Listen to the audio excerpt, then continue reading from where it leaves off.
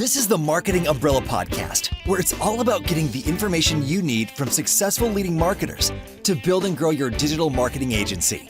Brought to you by Itamar Shafir, founder and CEO of Umbrella, the technology platform and brand that is powering thousands of marketing agencies around the country. Find him at umbrellaus.com. Now, here's your host, Kevin Prewett. This is Kevin Prewett with the Marketing Umbrella Podcast, and my guest today is CEO of Nucleus Research, where he is responsible for the company's investigative research approach, product set, and overall corporate direction. A recognized expert on ROI and TCO analysis of technology, he's a frequent speaker at industry and business events. He's also been featured in the New York Times, Wall Street Journal, The Economist, and Financial Times. I know we are just scratching the surface, but please welcome my guest, Ian Campbell, to the Marketing Umbrella Podcast. Ian, Kevin, thanks for joining us. Kevin, thank you very much. Thanks for having me on. It is. It's been fun because we had a little chat before we hit the big red record button here, and it's amazing that technology sometimes is our greatest friend and our greatest enemy at the same time. But Ian, thank you for your persistence in getting this taken care of, and I am looking forward to a great chat. But hey, that's a pretty short bio for a long career. So, man, round it out a little bit. Tell us what are some things that you think would help build a foundation, for our audience about Ian Campbell. Sure. So I've been in the technology industry since it feels like the beginning of time, but have been at IDC for a very long time and really founded Nucleus over 20 years ago. Wow. And think of Nucleus like any other technology research firm, like a Gartner or Forrester IDC. The difference is that rather than have opinions or sort of a list, we look at value. So we take a look at technology from a value lens. Does something deliver value is the question that we answer. Mm-hmm. So I like to say we don't like or dislike anything. We hate everything equally. So we look at everything and say, does the technology, does the decision you make, is that going to deliver value? Will I get back as a consumer of technology more than I spend for something? So really, is it worth it? And our primary research approach is case studies. We look at companies and what they actually achieved. And what I like to say to salespeople, marketing people is, you may think you sell a screwdriver, but if you sell a paint can opener, that's the value your customer is getting out of your screwdriver. Exactly. So understanding how they achieve value and understanding how they can maximize that, and really helping folks either deliver a business case or build a business case is the core, really the root of what we do every single day. We have analysts across various areas that you would expect from any other research firm.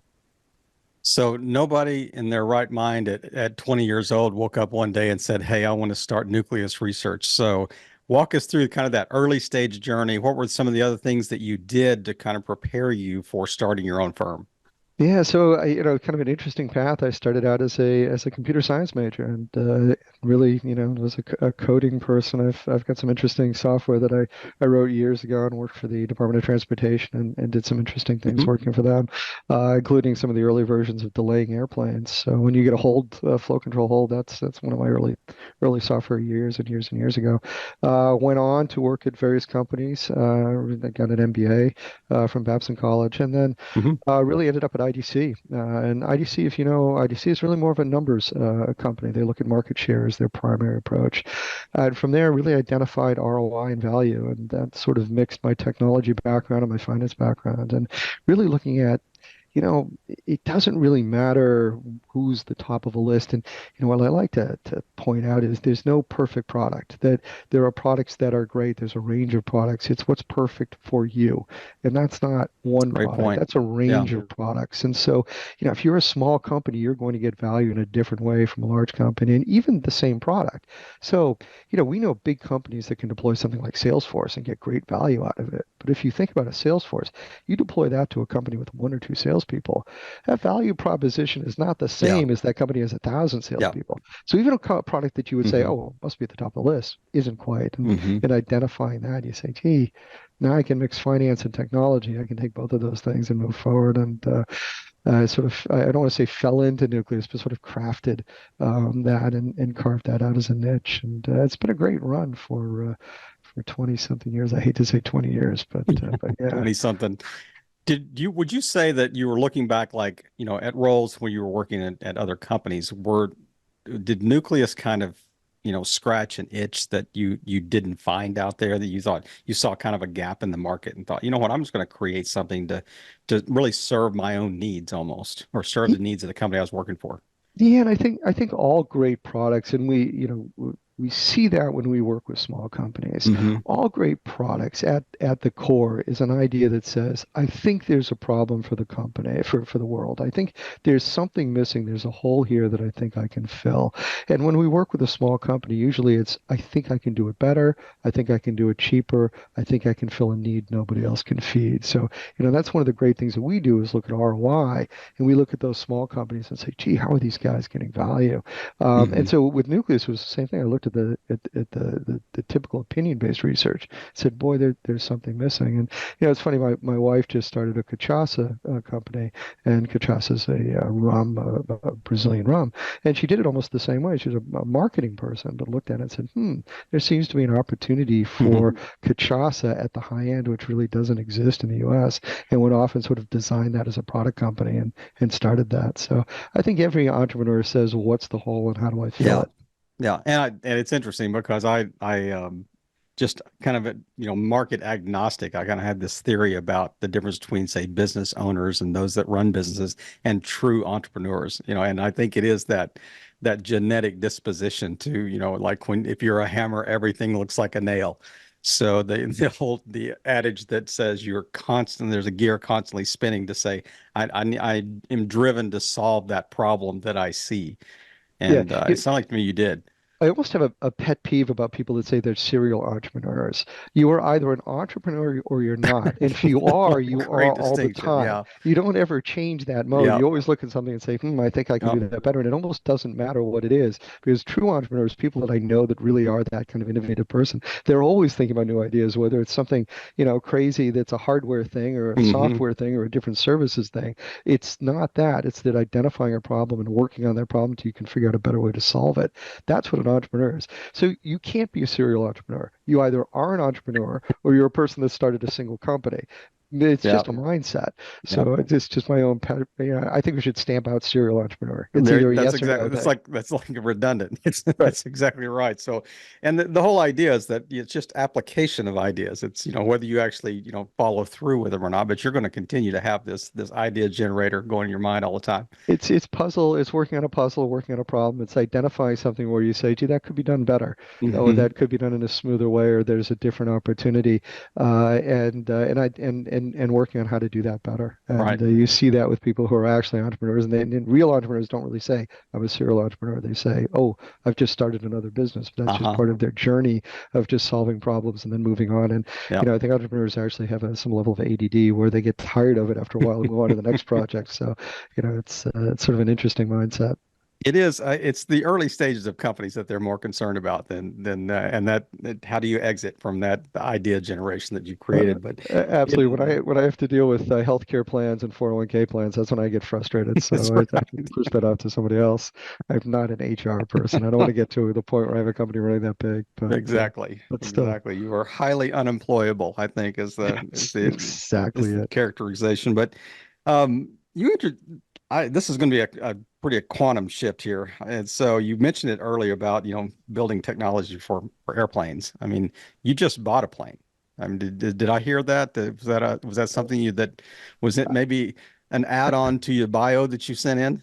I did actually. I think my marketing person tossed that onto the bio. But yeah, actually, I've been a pilot for a long time, so I have been flying on and off. And really, Nucleus as a company started and was founded in Boston, and we moved down. We moved here to Miami, which is where I am now, about 3 years ago. And in fact, the entire company moved. We closed down all of our operations in Boston. But coming to Miami, the weather's just a lot is in Yeah. Boston. So I started flying a lot more than I did, and have been flying very frequently. South Florida, for anyone that is a pilot, is a rather hectic place to fly. So Mm. there are a lot of airports down here. Hmm. But in flying, like anything else, it's a challenge. And ended up purchasing an airplane, and just flew back from Wichita about a month ago, and have been getting as much time as I can in the air. So good balance from working day to day and the things I do here, and then going off and flying or any of the other activities. But yeah, it's been an interesting run. The technology's changed. I learned to fly in a long time ago. And today I'm not even Yeah, going to we say don't want to hear any anything. Sop with camel, Yeah, no, a little bit past jokes or that, anything like that. but So yeah. yeah, it was quite a long time ago, and now of course the technology is orders of magnitude easier. Hmm. So I think I spend more time reading manuals than anything else. But Yeah. it's a great other challenge, and I think with anything you do, having that balanced in life where you're focused on work and 100%, but if you don't take time away and sort Hmm. of balance that, even if it's the same level of intensity, whether it's flying or whatever you do, but being able to have that balance and that shift from one to another, I think that Right. keeps you fresh in what you do. So, I come in with new ideas because I'm thinking about it when I'm flying, and it's that back and forth, and I think that's really important. And I think most entrepreneurs maybe have that same sort of balance of just different activities that they do and they swap between. I think that I appreciate you sending me kind of a manuscript of your book as well. It's like that kind of preview before we chatted here, but it was so interesting to me as I kind of looked from chapter to chapter. Every one of them seemed to have a stark contrast. That you kind of juxtapose two ideas against each other, and often it seemed like you chose like the path less traveled. Like most people look at this, as the Yeah. as the key indicator, but you know what? We're going to look at it this way. So what and it sounds like to me that that was a little bit of the idea or the genesis of Nucleus was you looked at something from a different perspective. Think Yeah, airplane again. So I thought that was so interesting looking through the chapters of the book, how yeah, you had chosen an alternative perspective. Yeah, that's exactly, and thanks for noticing it. It really is sort of what I think is just a clarity to something that you can take any topic, and ROI is a great topic where we all talk about it, but it gets confusing very quickly. What Hmm. is ROI? How do I present that? It sounds complex, and if you really break it down and go about it in logical steps, like flying an airplane, honestly, everybody listening to this podcast can fly an airplane. It's not that difficult. It's a lot of other things that are difficult about it, radio work and everything else. But actually, physically flying an airplane is very easy to do. But you perceive it as being very complicated, very very difficult. It really isn't. And when somebody shows you, you go, oh, well, I didn't realize I actually have all the skills to be able to do that. And with ROI, one of the first things I do, and I think I start the book with this example, I say, if you could if I told you can make money raising baby alligators in your bathtub, would you do it? And of course, everyone goes through the same process. They go, "Wow, that's silly." Then they think, and they go, "How much money am I going to make?" And you say, $5 million a year, and they go, "I'm in." I mean, And right. So there's a number. Everybody I listening love to this baby podcast. alligators. Right. Yeah, That's you right. absolutely. You're the biggest fan of baby alligators. And every single person listening to the podcast, there is a number above which they are filling their bathtub with baby alligators and they're raising Hmm. baby alligators. And their spouse is happy and everybody's excited. Yep. Even if it's their only bathtub, they can't use a bathroom for the next year. They're in. This is the best idea they've ever had. Um, and the point there is, I didn't tell you anything about the product. I didn't tell you anything about the features of the product. I didn't tell you they're Hmm. fun to play with. I didn't tell you they make great pets, whatever. I didn't tell you anything about alligators. The only thing I told you about is you could make money doing it.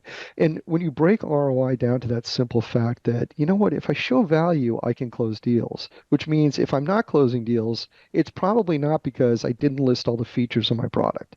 It's probably because I failed to say, hey, here's the value. Here's what's in it for you, the prospect. And, ROI is another thing where we all say, gee, it sounds like it's a math problem, must be complex. Every person has walked into a bank. Every person has put money in a savings account or a checking account and said, what's my interest rate? Which means Hmm. every person understands what ROI is. Yep. Give somebody $1,000, they give you back $100 a year. That's a 10% ROI. You Hmm. know that. You already know the calculation. There aren't multiple methodologies for calculating ROI. There's one way to do it right, a whole lot of ways to do it wrong, Yep. but you already know the way to do it right. So, the thing with the book, when we kind of break down everything into chapters, one chapter after another, we say, you're thinking about things you're making it too complex. You're making it into, oh my God, how do I fly an airplane? When the fact of the matter is, pull back to go up, push forward to go down, left and Hmm. right, you're good. That's about all you need to know. It's not that hard. So, we look at ROI and how difficult it is. But if we simplify it and say, hey, ultimately, there's only three things I can do for a customer.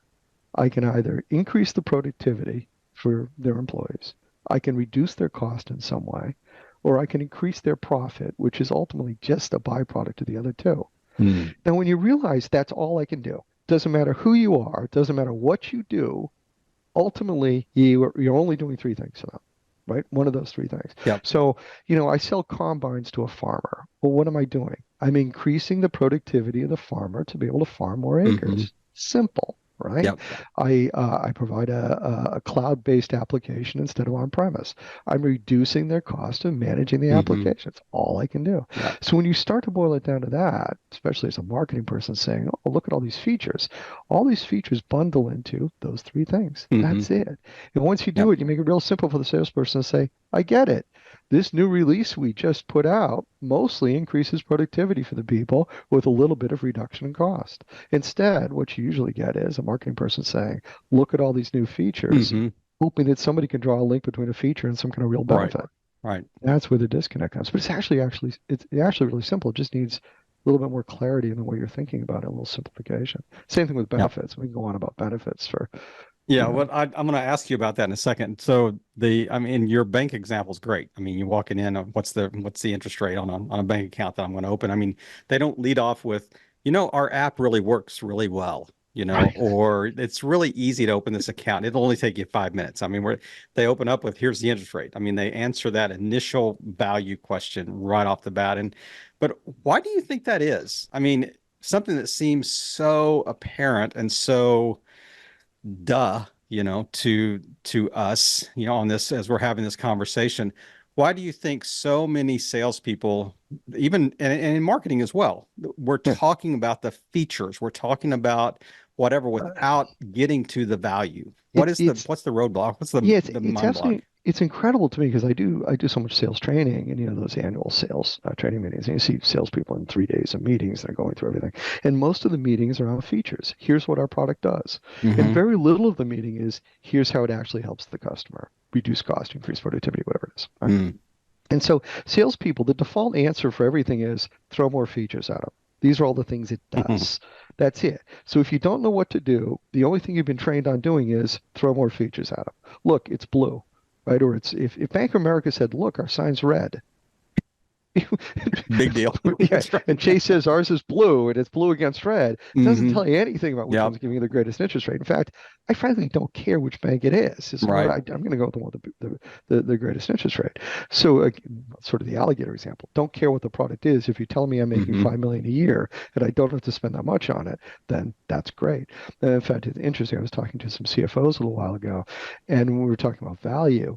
And I pointed out, I said, if I walked into your office and said, I can save you $500,000 a year if you give me $10,000, they wouldn't even ask me what I was doing. Mm-hmm. They could care less what I was doing with Yep. the money, as long as I was saving the money. Mm-hmm. So for some reason, we tend to focus on what are the features of the product when we don't know. And part of that is just a training issue. Part of that is marketing not focusing on features first. And I always say lead with features, lead with benefits, I'm sorry.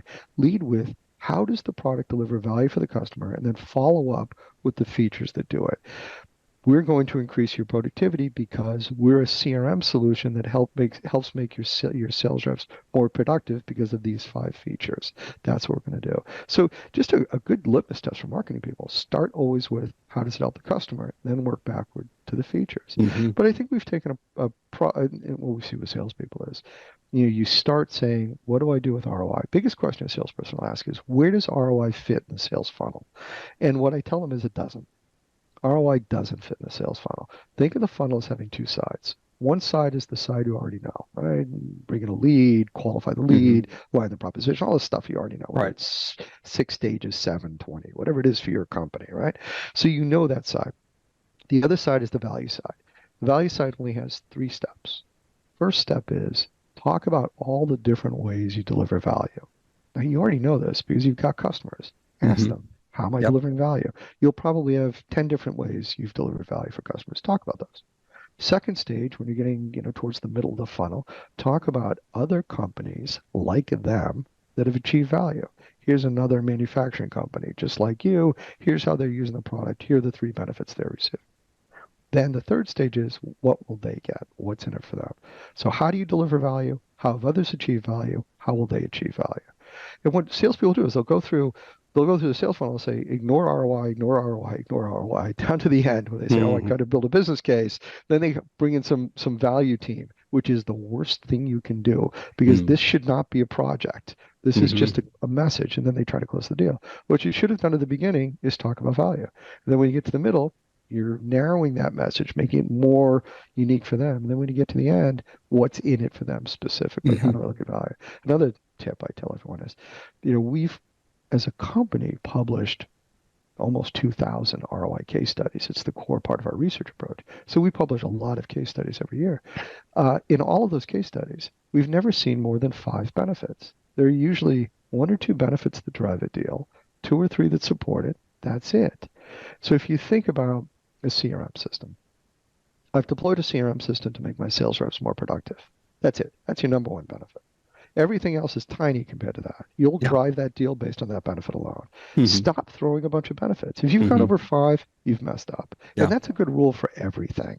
If you've talked over 5 benefits, you have made a mistake when you're trying to build a business case. The Or more maybe you closer to focus, three, you it's know? 3, it's Yeah. 2, it's Yeah. 1. Hmm. You're going to close the deal on 1. And Hmm. so what we find is when you start with one good one, we're going to increase the productivity for sales reps. That's great.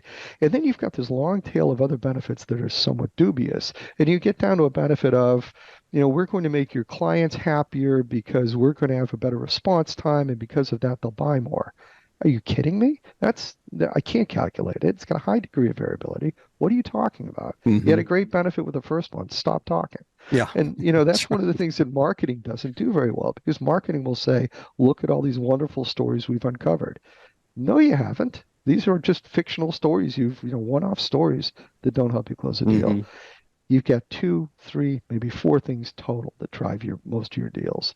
Identify those, put a lot of weight behind those, close based on those. That's what's going to make you successful.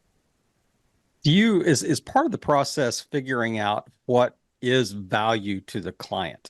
Like we can make that Yeah. assumption. I think sometimes we probably would assume wrong, that wrongly that we're saying okay, here's the value to you, A, B, C, and they're going, none of those are valuable to me, You haven't even asked the question yet. So how do you know what's valuable to me? So what is that initial, that preliminary step that would lead you to, hey, we can really hone in on the value proposition for the customer? Yeah, so the thing to keep in mind here is you're selling to 2 people. I'm selling to a champion, and that champion is selling to someone behind them. They're getting budget, Mm. they're getting someone else. Now, the person to whom you're selling is likely to care about KPIs. We want to generate leads, for instance. Hmm. Okay, so they want to know about lead generation. Oh, look, I can double your lead generation. Now, the CFO could care less about that. The CFO wants to know, is this going to reduce my cost or am I going to increase sales in some Hmm. way? What is it going Yep. to do, right? I care less about leads if it doesn't turn into money. Money is the only thing I can pay people Yep. with, not leads. Yep. So, the person who in it's one of the traps you shouldn't fall into because a lot of salespeople will say identify the hot button for them and Hmm. sell to that hot button. That may seem good, but realize that that person has to turn around and Hmm. articulate that message. It's a good You're distinction. not selling to your champion. Definitely not today. Your champion has come to you already pre-knowledgeable about your product. They know what you do. They've already predisposed to buy your product. Nobody comes to somebody and says, "Gee, tell me all about CRM. I don't know anything." Are you Hmm. kidding? It doesn't exist anymore. This Yeah. is in the 60s. Yeah. So it doesn't exist anymore. Everybody knows what all the products are. So your champion already has an idea of why they're talking to you and what they're talking about. What you Right. need to do is sell through that person with a crisp message. And what you Hmm. should keep in mind is if your champion is walking down the hallway and runs into the decision maker, the person that's ultimately going to either sign off on the project or the product, why you? And remember, there's 2 stages. Why you? And then why this project over all the other projects? There's not unlimited budgets anymore.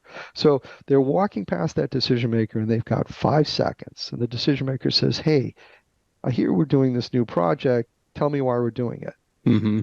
That better be something like because it'll reduce our cost by 20%, or because it's going to increase our sales productivity by 10%, Right. or something. Yeah. But it And the better be a delta crisp between the two message. are yeah, the difference Yeah. between increased costs and increased return I, is I'm going to yeah, somehow it's save the higher, more company productive. money in some way. That'll close a deal. So just keep in mind that your person may care about KPIs, and that's interesting. And you talk to that. but sell through and say, even though we have a KPI, how can we take that KPI and turn it into money? If we Mm. increase your leads by 10%, I know you care about lead generation, but ultimately, what does that turn into for increased profitability for the company?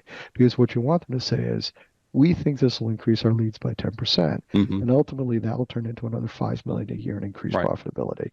Right. That's what you need them to say. So sales, you're selling through somebody. You're not selling to somebody. So hypothetically, let's say that that person is the same person. Is there a shift? Is there a transition in the conversation where you literally are kind of talking to the two-sided personality of the individual? And I think it's rarer and rarer that you're seeing both the Hmm. decision maker and the sort of Yeah, champion. And certainly it's much usually, smaller firms and things yeah, like, it's yeah. smaller firms and mid-sized firms. But if you walked into my office and said, "You're going to cut my cost by 10%," I'm good. Stop talking. Walk out of my office. Do it. Right. So I don't Get care those what you're baby going. alligators. That's right. Baby alligators, you can raise goats in my office for all I That's care. right. I don't know what you're going I'll to do. move out. Yeah. Yeah, I'm fine with it. And sort of, that's again an absurd example, but Sure. a great example. Hmm. The person, it will resonate more to them. I'll give you another trick as well in talking to a champion. We talk about ROI, and ROI gets a lot of hype. We all want to talk about ROI, but your real strong metric isn't ROI. It's actually payback period. How long until I cover my costs? Because that's a Hmm. risk number.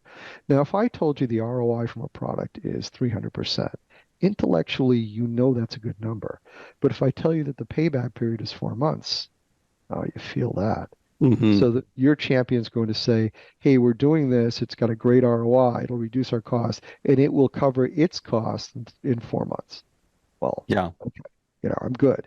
So as a decision maker, especially today when people are more risk averse, that's a great way to present. So think about your business case, and there's an easy way to calculate benefits and costs and go through and do the math, which you should be able to do just in a pencil and paper. But when you Hmm. get down to it and do the ROI number, calculate payback, and then lead with payback, follow up with ROI.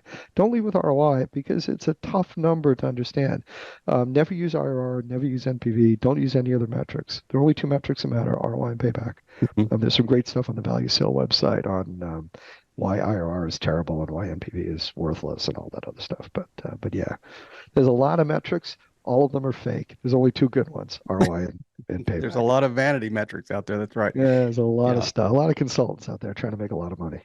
We'll make sure and have those links in the show notes. Um, Speak directly to a large part of our audience are marketing agency owners.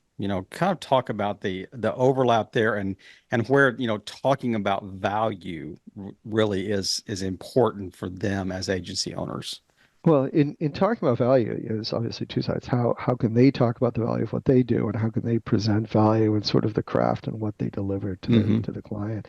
And certainly in value for them, it's the expertise, it's the time to achieve something, and that's where you look at outside agencies as being sort of a better quality to get to the same point, especially for mid and small size Right. companies. Um, in articulating a value message, it really is around boiling it down to simple, easy to consume points.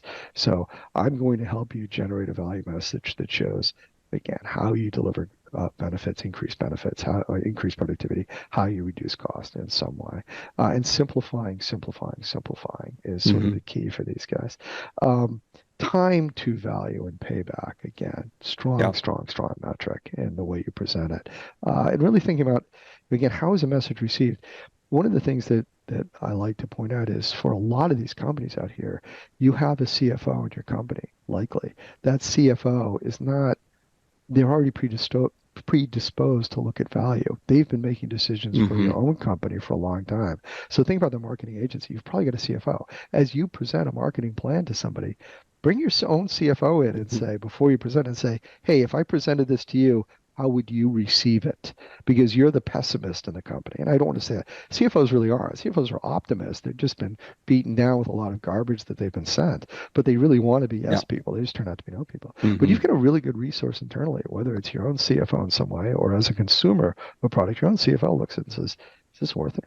Yeah. So, if you're building a product in some way, you've got a CFO. Before you present the product to the world, present it to your own CFO and say, would you buy this? There you go. That costs you nothing to do. Just walk up into their office and ask, and you'll Mhm. get some great feedback on, does the message resonate with them? That is such an interesting insight to bring your own CFO to the table prior to, sharing that out externally. And I think you're exactly right. I mean, it is a very unique perspective in the corporate environment. But talk about your book. What was the purpose of writing the book? What's the primary audience for the book? Available where? Yeah. So Amazon, of course, the value sale, you can get it there and go to our website. There's a lot of great articles up there. Nucleus has been around for a while, and we've looked at value for a very long time. And I've Hmm. been teaching salespeople for a very long time. And I looked at a lot of the sales techniques and sales books coming up, over the last few years. And there's some popular ones, and most of them are around how do I push a customer through the funnel? How do I get the customer to the next stage and the next stage? And what I realized, and what we've known from the beginning is it's the alligator example. If I showed you that you could make money with baby alligators, you're pulling yourself through the funnel. I'm standing at the bottom going, out, let me catch you, because Yeah. you're buying as many alligators as you can buy. So I can either push you through the funnel in whatever way that I've been taught to do that, get to the CEO or find their pain point, which is a terrible way to do it. Or I could say, here's what you're going to get from it. And if I can turn it around and take it a value approach, I'm much better off. And a lot Hmm. of when I see people talking about ROI, it turns into a textbook. And it doesn't have to be. You can see the way we're talking. I'm talking about ROI in a way that I hope is consumable. This is not difficult. It doesn't have to be. Hmm. And, if we break it down to very simple, easy to use chunks, benefits, for instance, a lot of people will talk about benefits as hard and soft. And a good trick is don't do that. Think about benefits as direct and indirect. But actually, you should think about benefits, and here's a really good framework. Think about benefits as what we call first, second, third, and fourth. A first order benefit is a benefit that's directly achievable. So if I tell you I'm going to cut a cost, you believe it. You know what the Hmm. number is. The second order benefit has a hedging word. I expect to cut a cost. We Hmm. plan to cut a cost. So you can see a little more variability, not Hmm. as strong, right? So for the decision maker, cut a cost, intend to cut a cost. Yep. Third order benefit is a productivity gain. We will make you more productive. Okay, I believe it, not sure how much. And then there you think about the bell curve and say, how do I walk somebody up to a number they believe? Hmm. Recognizing that I don't need the perfect number. I just need a number that's good enough to close a deal, right? So you may be 10%, the other person may be 5%, another person may be 15. I don't care. I just care about the number they believe that gets me over the top. And then a fourth order benefit is something like, lower turnover for salespeople Hmm. because they're happier in some way. Okay, that's a disconnected benefit. You can see high degree of variability. I Yeah. don't have any confidence in it. I know what it is. So just the idea of saying, how am I going to help this customer? What kind of benefits are they? Let me turn this around and lead with strong ones to follow up with weak Hmm. ones. It would make a huge difference in the way you present your business case. So really going from strong to weak in the way you present it makes it a lot easier for them to consume it and them to turn around and say, hey, decision maker, we're going to cut costs, Hmm. which is more likely to get the deal through to a signed contract than we're going to have happier customers, which I have no idea what the heck that means. Yeah. So just that framework, real simple, but Hmm. doing that is really, really sort of the case. As I walk through the book, every chapter has a little bit of have you thought about it this way and look at how Hmm. much easier you can do it and clarify it, whether it's, preparing for a deal with breadth and repeatability. And there's another point. High ROI is really driven by breadth and repeatability. Touch a lot of people a lot of times, you get a high ROI. Touch a few people a few times, you get a low ROI. Hmm. So think about that CRM. I can have the same application, CRM. A lot of salespeople, high ROI. Very few Yeah. salespeople, lower ROI. And you knew that already. Right. You just never had anybody say, Right. right, those are the two things I've always been thinking. I never thought about it that way. Hmm. The minute you do, it becomes very easy to then apply that. And you walk in a deal saying, is this going to be a good deal or a bad deal? Not, do I have a good product, but is it good for them? What Right. kind of environment am I walking into? And so the whole book, sort of each chapter, I said, what's the key point I'm trying to make? And how do we do this in a way that makes it easy for somebody to walk in and say, I now have 10 more tools in my toolbox that I probably already Hmm. had. I just know how to use them. Yeah. Or had never thought of, Yeah. that I never knew what that tool's for, and It, that that's you, right. you didn't, and when I just said breadth and repeatability, a bunch of people always probably said, right. I knew Hmm. that. You didn't, you did. But you've Hmm. always walked into deals saying, I know that big deals are better than small deals, but I never really thought about it as breadth and repeatability because I can have two people in accounting using a product every day high ROI, a lot of repeatability, but a little breadth, right? Or I can have a lot of salespeople using a product weekly, still have a high ROI, a lot of people, not a lot of repeatability. Hmm. Or I can have one person using something once a year. So, conceptually, here's a good example. I can have software that onboards new employees. Okay, it's done once every time I hire a new employee. Low repeatability, low breadth, right? Not as high ROI as, say, a browser that I Yeah. use every single day Yeah, by every exactly. employee. And you sort of intuitively know it now once you go, right, Hmm. of course, I should have known that. And you probably already knew it, but you never really thought those are really the two factors that drive it. So simplifying it down to something that makes it easy for you to then apply it in a sales situation. That was sort of the challenge with each chapter of the book. You can make it really complex, or Hmm. you can make it really easy to use. Yeah. And I mean, it wasn't, it was almost like a vertical contrast and a horizontal contrast in each chapter, Yeah. whether you had two ideas or whether you had the degree of difficulty or whatever. But yeah, I certainly encourage our listeners to grab a copy of the book because number one, it's also readable. I mean, it is written in such a way that, you don't feel like you're reading a manual, Right. or a technical manual. I mean, it really does. It has some, it has truth and knowledge built into it, but it also it's readable. It has good readability as well. So Yeah. I applaud you for that. But I want to shift right now. This is kind of my favorite part of the interview. So it is a dramatic shift, and you're going to go, what in the world are they asking these questions for? But there is method behind our madness, and we do our Okay. own research on our end. So I'm going to ask you just rapid fire, just really quick, short responses. Don't even think, just answer the question. So, did you Okay. get along with your parents growing up? Yeah, very much. Yeah, Do you have siblings? I do. One brother.